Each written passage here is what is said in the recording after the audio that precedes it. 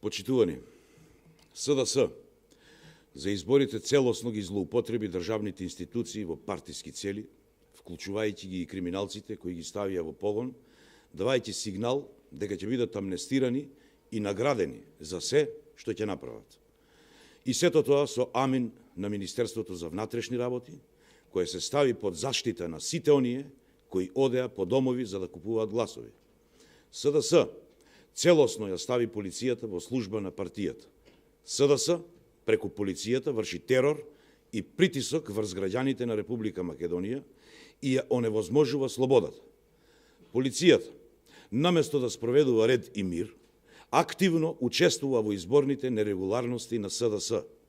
Министерството за внатрешни работи се стави во служба на кандидатот за градоначелник на СДС за Шуто Оризари Курто Дудуш, за тој да може да врши притисок врз граѓаните и да се заканува врз политичките неистомисленици.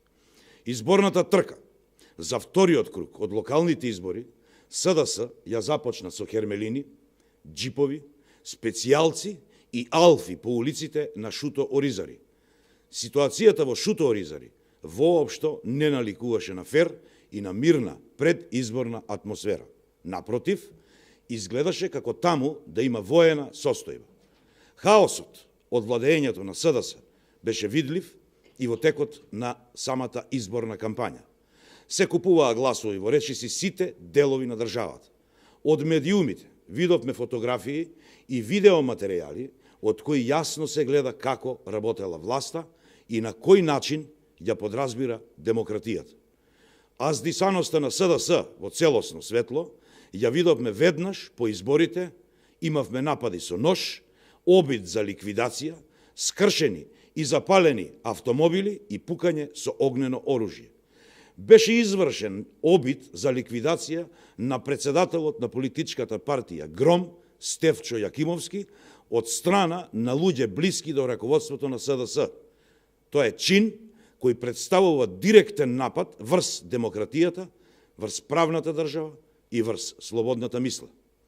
Во Свети Николе, група активисти на СДС крвнички претепаа полицаец и пред неговото семејство му се закануваа со негово убиство и смрт на неговото семејство, само затоа што не е член или не е симпатизер на нивната партија.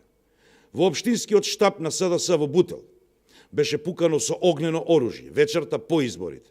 За тоа има и фотодокументација, а во Министерството за внатрешни работи имаме целосен молк и никаква интервенција за расчистување на случајот. Активистите на СДС добија целосна слобода и по улиците на повеќе места низ државата пукаа со огнено оружје, гордо објавувајќи слики од истото по социјалните мрежи. Ослободени од кривична одговорност, продолжија со дивењето, кршеа, палеа автомобили на политички неистомисленици. Сето ова, почитувани мои, покажува дека СДС планира да ја води Република Македонија кон целосен хаос. Криминалот и насилството да владеат по улиците, а несигурноста, неизвестноста по животот на граѓаните да демне ни секое населено место во државата. За само 3 дена по изборите, граѓаните се уверија што значи апсолутната власт на СДС. Бандитизам, незаконие и несигурност. Граѓаните и понатаму имаат шанса да стават крај на аздисаноста на СДС и да ги вратат демократијата и владењето на правото во Република Македонија. Ви благодарам.